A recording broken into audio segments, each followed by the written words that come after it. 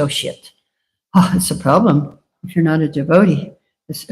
And there is a mystery, and it's hidden beneath the Brahma Jyoti. The Brahman is covering everyone. Even in the material world, we're being covered. We're covered by Maya, actually, and Brahman is also there. And but then the Brahman, even if you get out of the material world, you can get covered. You're covered by Brahman. You're in the light. And so at the end of the purport, Prabhupada quotes Ishopanishad, where he says, "Oh Lord, you're the maintainer of everything material and spiritual. And your devotional service is the actual principle of religion, and I'm engaged in that service. So please protect me by showing me your real face. Please remove the veil of your Brahman rays so I can see your form of eternal bliss and knowledge." Well, there we go. So it's a mystery. There's a mystery. Does anybody know what is the mystery? Why can't the devotees see the Lord? And why can't the non-devotees see? Why can the devotees see the Lord? What is the mystery? Yes? The loving attitude? Exactly. Love of God. You got it. That's what Prabhupada says in the purport of the Chatusloki verses 2:936. He says, the mystery is love of Godhead. And one who has this love can see the Lord in every atom and in every immovable and movable object and everyone's heart and in Goloka enjoying. So this vision is the mystery, the vision of the pure devotee. Vision of the pure devotee. He can see Krishna in every atom. He can see Krishna in everyone's heart, Paramatma. And he can see Krishna in Goloka. So we all have that TV, a spiritual TV in our heart. We have that channel. We have the Goloka channel. But right now it's broken. Our spiritual TV is broken. Our material TV is working. And we have a lot of help from the internet, from social media. We have that, but that is there. That channel is there in our heart. We got social media. We're tuned in, but the spiritual channel is not working. So what we have to do, we have to fix the TV. We cannot fix it ourselves. But there are three repairmen who can fix our spiritual TV. Guru, Sadhu, and Shastra. Spiritual master, devotees, and the books, Prabhupada's books. Those three are the repairmen for our broken spiritual TV in the heart. So yes, that is our, what we need to do is fix our TV. So yes, now we will go to this verses on the board. You also have it on your paper, 2:4:15. I will sing one line and you can repeat after me. Yat kirtanam yat smaranam yadikshanam. Yat kirtanam yat smaranam yadikshanam. Yad vandanam yat shavanam yadarpanam. Yad vandanam yat shavanam yadarpanam. Lokasya sadya vitunat kamasham. Lokasya sadya vitunat kamasham. Tasmai sipatra shavase namo namaha. Tasmai sipatra shavase namo namaha. Now, I want you to listen very carefully to this and read. Oh, you got it. Read this verse. We know the 7 processes of devotional service. In this verse, there is an extra one added. And see if you can catch it. But not Kalyani, because she already went to this class. So here we go. I'm reading the verse. Let me offer my respectful obeisances unto the all-auspicious Lord Shri Krishna, about whom glorification, remembrance, audience, prayers, hearing, and worship can at once cleanse the effects of all sins of the performer. Did anybody catch the extra process, yeah? Yeah, it's audience. Isn't that something? We got an extra one, number 10. We can do also for Krishna. What does audience mean? So Prabhupada says, audience means you go sit in front of the deity and just look at them. Very simple one. You can't chant, you can't hear, you can't read. Just go and look at the deities. That's also, that will help you too. Now there's another form of audience, and that is the books. You look, open the pictures, you read the book. That's another form of seeing Krishna. And this is, I'll give you an example about how this works. There was one man, somebody was distributing a book. This was in Eastern Europe somewhere, maybe one of your countries. So he saw the Bhagavad Gita, a man took it home, and his roommate, who was a drunkard, he opened the book. He read one line, "For the soul, there is neither birth nor death." Ah, rubbish. He threw the book. But then one day he drank a little too much, and the Yamadutas came for him and took him to Yamaraj, Lord of Death. Yamaraj said, "You're very sinful. You must suffer. What are you going to do now?" So the man said, "For the soul, there's neither birth or death." Yamaraj said, "Okay, go back." For the soul, there is no birth, no death. So that's what he said when Yamaraj asked him, "What are you going to do?" He went back, he cut the Gita, read it cover to cover. He read the whole Gita. And then he found the address. He joined the temple and became a brahmachari. But after 6 months in brahmachari ashram, he said, "This is really too much austerity. I need a drink." And so he went to the bar, and drinking. Night came. And the owner said, "Okay, we're closing. You have to go home now. You have to get out. What are you going to do now?" Oh my God, that's what Yamaraj said. He ran back to the temple and he stayed there. Because the owner of the bar said the same thing as Yamaraj said. What are you going to do now? Okay, got it? I lost their connection.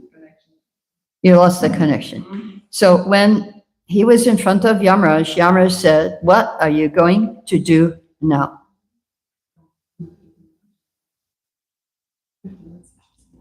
And now at the bar, then the owner of the bar said to him, "What are you going to do now?" Same Yamaraj said.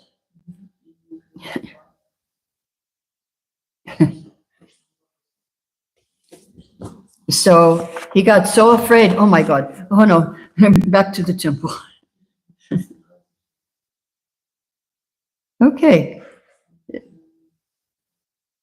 So also hearing, chanting is here, kirtanam, and remembering, smaranam, vandanam, worship. If you're more intelligent, Prabhupada said, you will offer prayers. And shravanam, hearing, arhanam, and if you're expert, you'll do deity worship. Then. So now we will go to, now there is a connection between this verse 2415 and Bhagavad Gita 1865. Manmana bhavamad bhakto majaji mam namaskaru. Always think of me, become my devotee, worship me, offer your homage to me, and I will protect you. I will free you from all sinful reaction. There is a connection between 15 and 1865. Now we're going to verse 16, which, and there is a connection here between verse 16 and 1866. Sarvadharmam Pritaja Mamikam. Give up all varieties of religion, surrender to me, I will protect you, from all sinful reactions. So, now we are going to read verse 16. So, how is this that, and in 16, you're going to find something new from more than we find in the Bhagavad Gita, where Krishna says, give up all varieties of religion. So, in verse 15, the new thing was audience. That was extra, new thing. And in this verse, there is going to be a new thing also. So I'll refresh your memory, verse 18, 66, give up all varieties of religion, surrender to me, I will protect you from all sinful reactions, do not fear. So now I'm going to read the English, and there's going to be something new here, an upgrade from Bhagavad Gita, because Gita is like a seed, a small seed. Bhagavatam is opening up the seed and the flowers are coming out. So you're getting more information here. The devotee is speaking, and the devotee can explain more than even Krishna says in Bhagavad Gita. So here, let's see what Sukadeva says. Verse 16, and you have it in front of you. Let me offer my respectful obeisances again and again unto the all-auspicious Lord Shri Krishna. The highly intellectual, simply by surrendering unto his lotus feet, are relieved of all attachments to present and future existences, and without difficulty progress toward spiritual existence. Did anybody find something new here, different from the Gita verse? Anything new in 2:4:16? You did. The highly intellectual is that's not mentioned. Yeah, okay, that's one. There's more, and Kalyani can't give the answer. There's more new things there. Yes. For all of the Questions, present and future. Yes, you got it. Relief from all attachments to present and future. In Gita, it's past. I will protect you from all your sinful reaction, means from your past. Sukadeva is saying he will protect you from present and future also. Isn't that very nice to know? You're protected now also, and in the future, your future attachments, if you surrender, of course. But there's a very beautiful translation of the verses.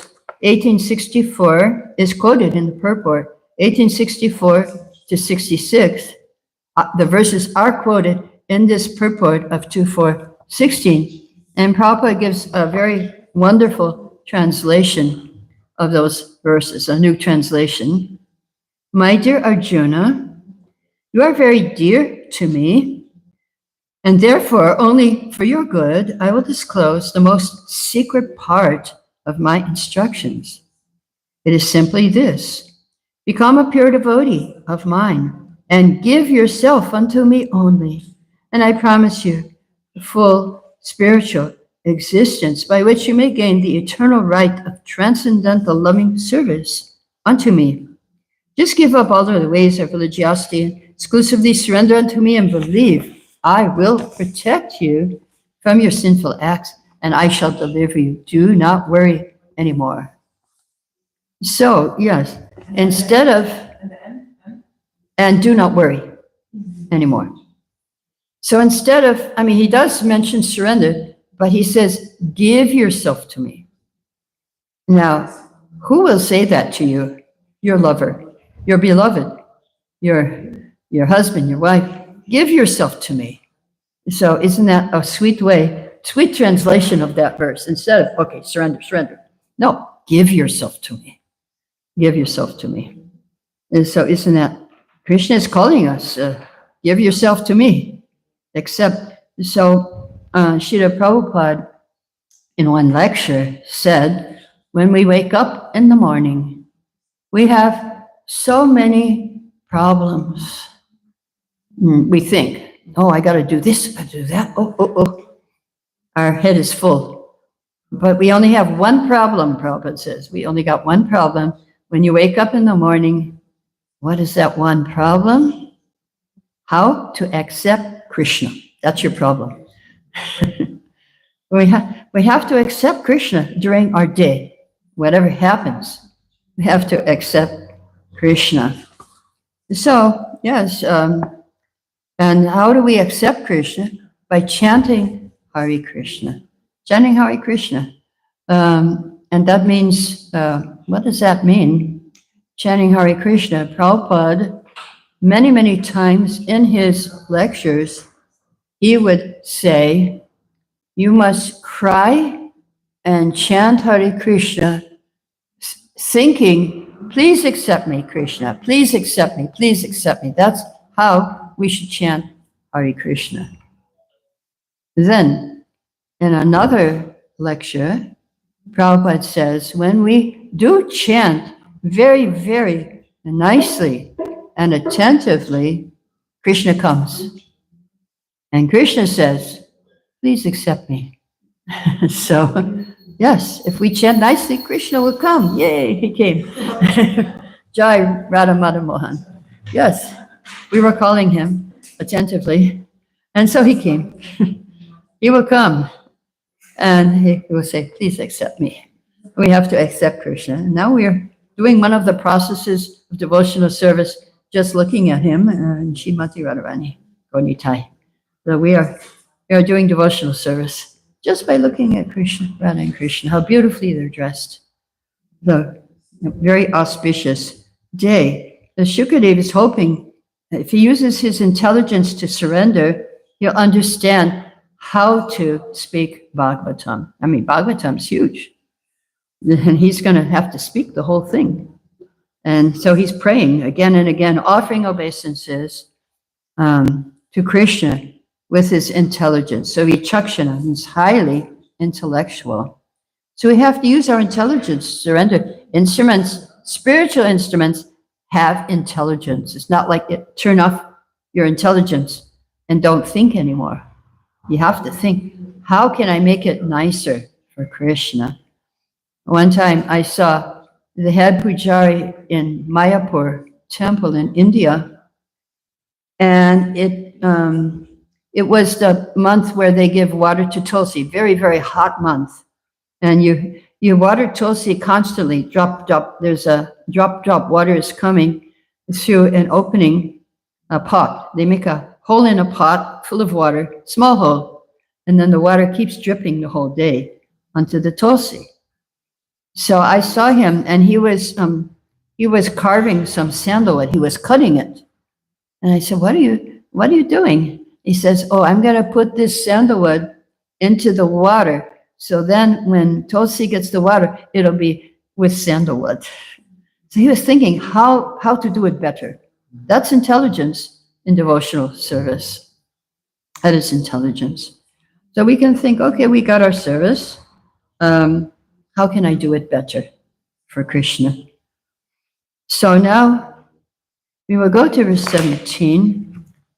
Let me offer my respectful obeisances unto the all-auspicious Lord Shri Krishna again and again, because great learned sages, great performers of charity, great workers of distinction, great philosophers and mystics, great chanters of the Vedic hymns, and the great followers of Vedic principles cannot achieve any fruitful result without dedication of such great qualities to the service of the Lord. So different kinds of people are mentioned. Tapasvina, ascetics, who are doing severe penance. So unless they add Krishna to it, they won't be successful. They won't get the result of their penance. Dhanapara, there are people who are giving charity, but without Krishna consciousness, they won't be successful. People are giving food, but the people who are eating their food, they have to stay here, and we give spiritual food, and they go back to Godhead, to the spiritual world. So they get the real result of eating is to eat prasadam. Go back to Godhead. Tapasvino, Dhanapara, Yashasvino, famous people. Yeah, there was one famous lady who was dying of cancer at the age of 40. And she was thinking, she said, I had so many fancy cars, but now I'm just going in a wheelchair from one laboratory to another. And then she said, and I have a huge bank balance, but it's no use for me now. I cannot do anything. I had 7 hairdressers to do my hair, but now I don't have a hair in my head. And she said, and I was eating in the best 5-star hotels and restaurants, but now my diet is a few pills and some salty water. So she was going on and on. I had the fanciest clothes, all the designer things, but now I'm in the hospital gown. And I used to give signatures, my autograph, to so many people, and now I'm just signing medical records. And so she understood this. What's the use of all these things? She didn't get the result. And her conclusion was health is the most important thing. And that's what you should go after in your life. So she didn't get it, even although she realized all the things are useless, but she didn't realize the goal of life. What should you desire? You should desire a spiritual life where you don't have to die again and go through this. And so, so mantra vida, chanters of Vedic hymns, these are nice, auspicious, Prabhupada said, but unless it's offered to Krishna, it won't work. It won't work. So actually, I had a godbrother, and he was offering his whole day to Krishna, everything. And I'll tell you what he did. When he woke up in the morning, he offered this day, okay, Krishna, this is for you this day. He went to brush his teeth. Okay, this is your body. I'm brushing the teeth for you, Krishna. I offer this to you. Then he showered. Okay, I'm showering your body. I offer this shower to you. And so do it very nicely. And then his whole day, I'm going shopping. So I'm shopping for you. I offer this shopping. Okay, and now I'm doing my job. I'm working. But I'm offering this work to you. I give donations. And he worked in a health food shop. And so he could preach, he could actually talk about Krishna consciousness in the shop. And so we can do that during our day, and that's a way to understand Krishna. Now, one devotee, my god sister, she took this idea of this verse, and she was trying to preach to somebody in New York about, okay, you should offer your things to Krishna. So she was buying jewelry from one lady for the deities, Krishna Balaram in Vrindavan. And so she showed the lady a picture of Krishna Balaram with her jewelry on. And she said, so the lady said, oh, these boys are so cute. Who are they? And then she said, they're the Supreme Lord. He actually lived 5,000 years ago. But she said, well, how come he's so famous that people still know him?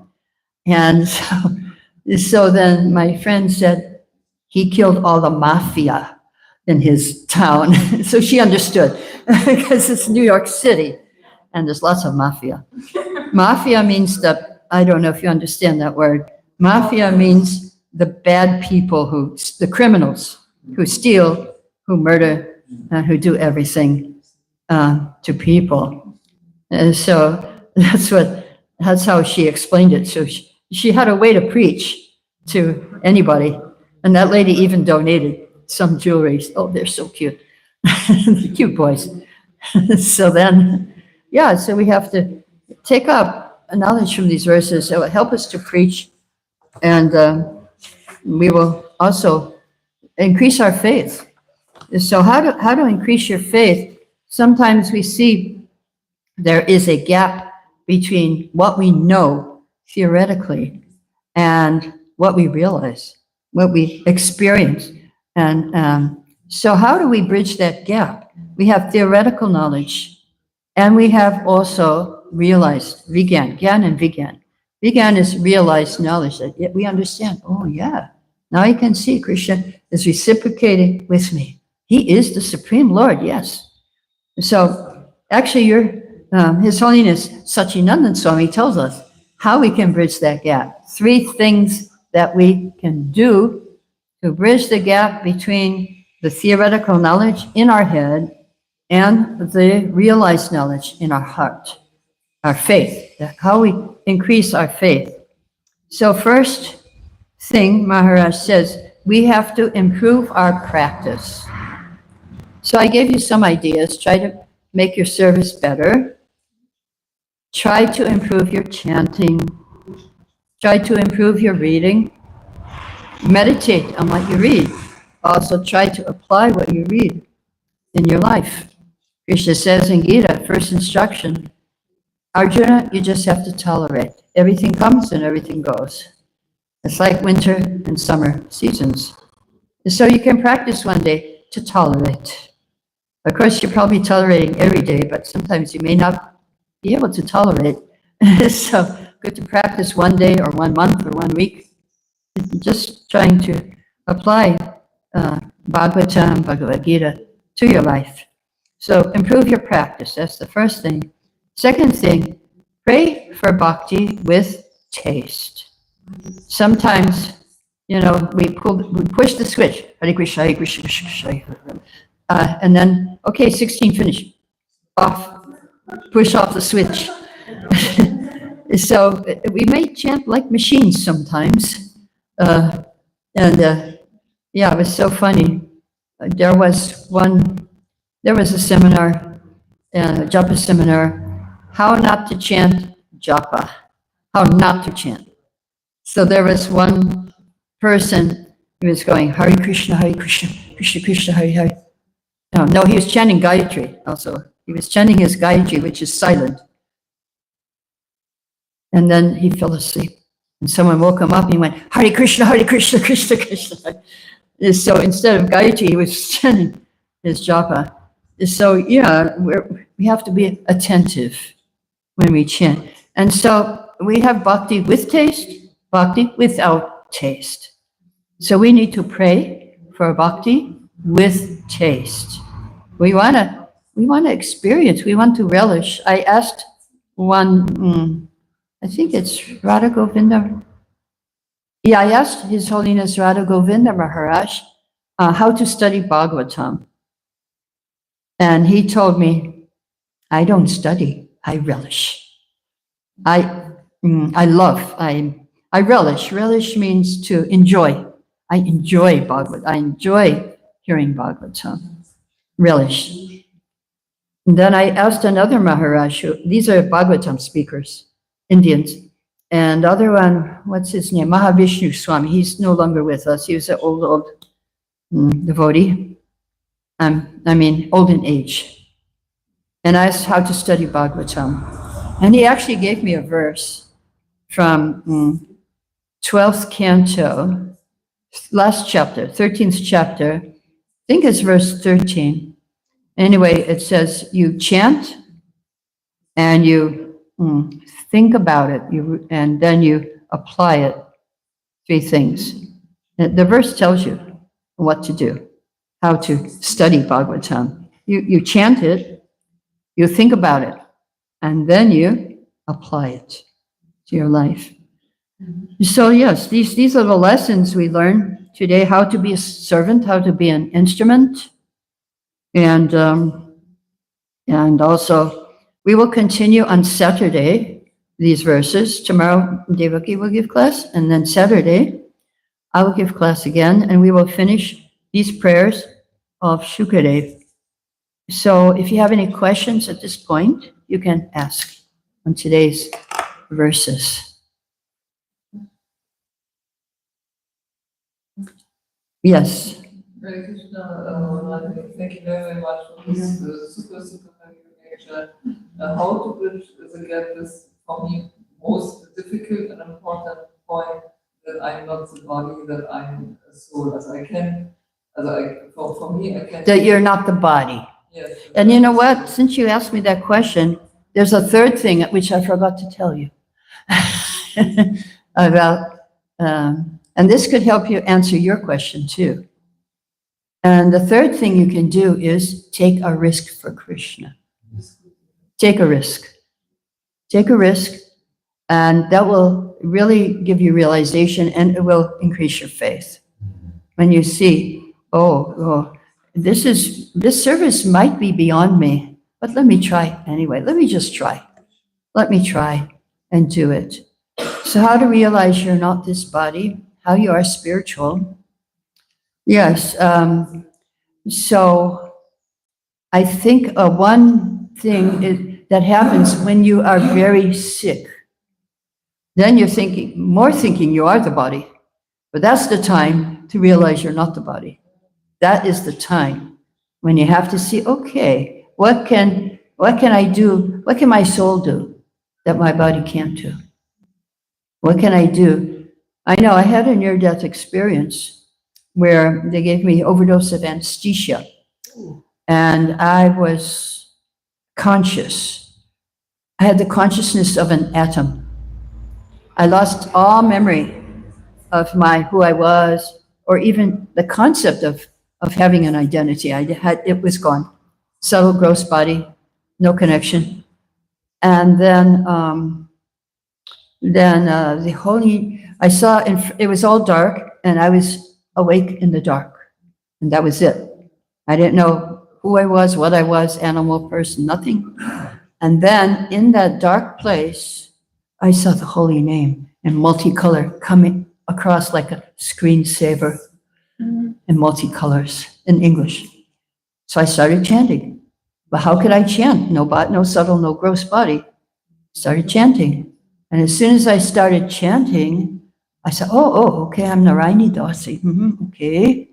But it doesn't look like I have a gross or subtle body here. How come I didn't go back to in the dark? As I was very frustrated. And I offered a prayer to Krishna in Sanskrit, which I don't know. I don't know Sanskrit. Somehow I made a prayer, and I remember the beginning and end of the prayer. The beginning, I said, here I am again in this place. I must have been there before. And then at the end, I said, Sharanam Prapadye, I surrender to you, Krishna. So I realized I'm not the body and I'm not the mind, because I was existing without both of them. I didn't have a body or mind. So after I became conscious, then I understood, oh, yes, I'm not the body or the mind. I'm still here, but I'm not those. So sometimes it's when you're in extreme difficulty, you get that realization.